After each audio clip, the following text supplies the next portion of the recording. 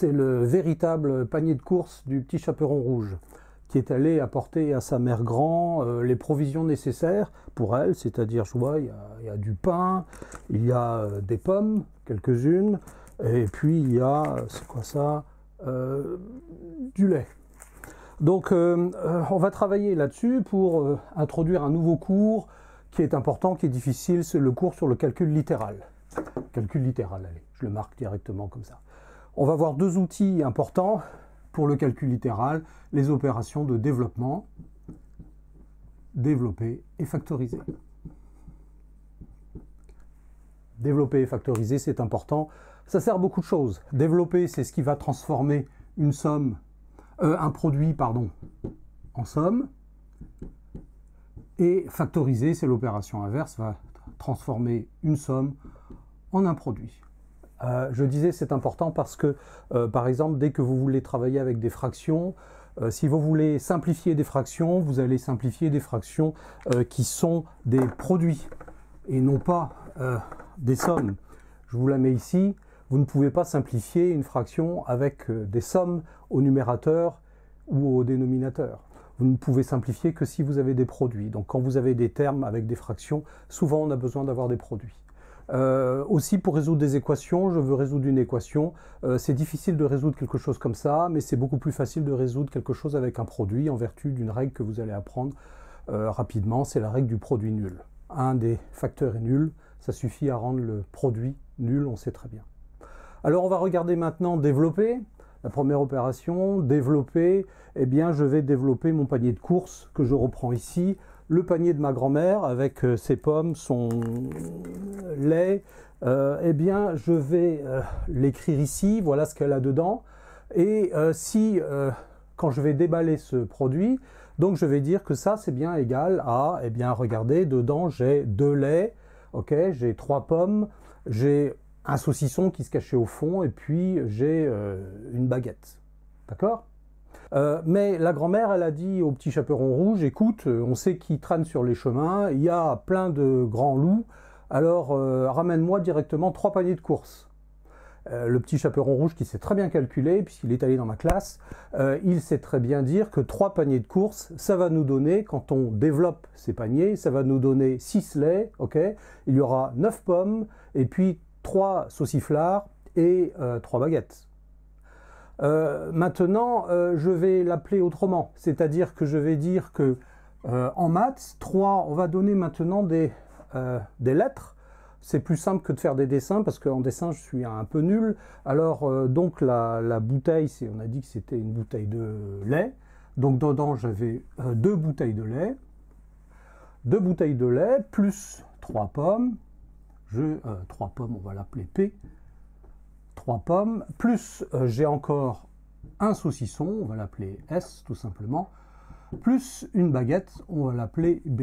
Et on sait que cette opération-là, c'est égal, quand je développe, à 3 fois 2, alors je vais faire ça, puis après je vais développer ça, ça va dire 6 laits, plus 3 fois 3, 9 pommes, plus celle-ci, 3S, plus 3B.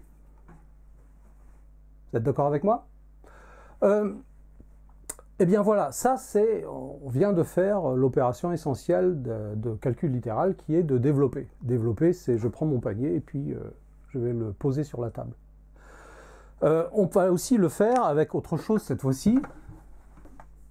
Laissons le petit chaperon rouge faire son job, et puis nous on va revenir à nos cours de maths un peu plus durs.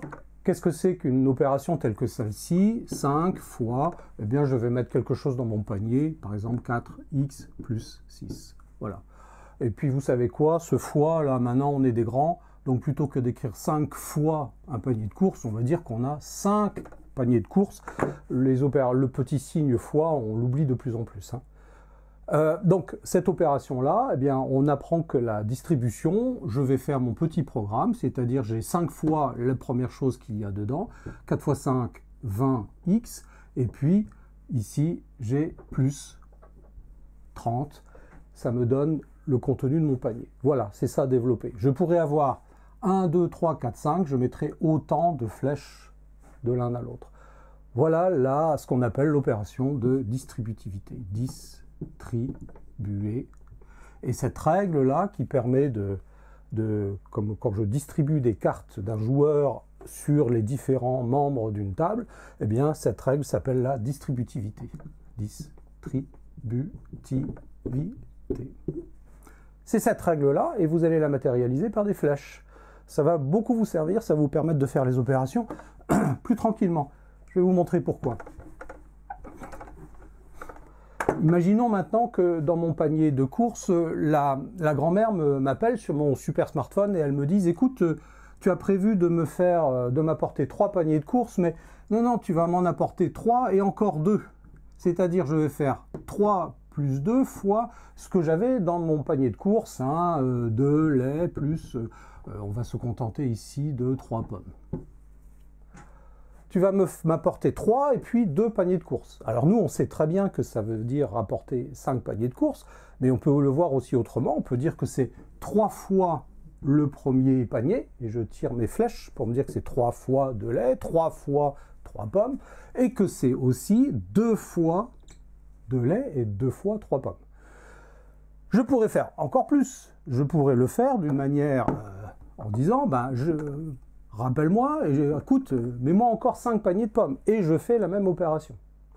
Donc je pourrais avoir une parenthèse à gauche, une parenthèse à droite, que l'on va mettre en mathématiques sous une forme qui sera dans vos fiches, qui est que par exemple, A plus B, j'oublie le signe multiplié, C plus D.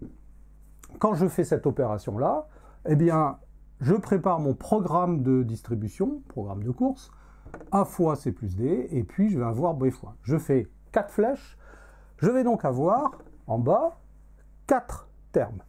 Le premier c'est AC, le deuxième c'est AD.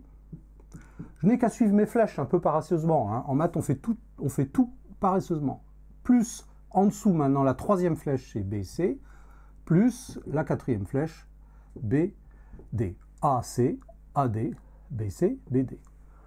Et puis si j'avais encore un terme en plus, eh bien je rajoute une flèche et ça me fait encore, ici, ça aurait été 2 termes en plus.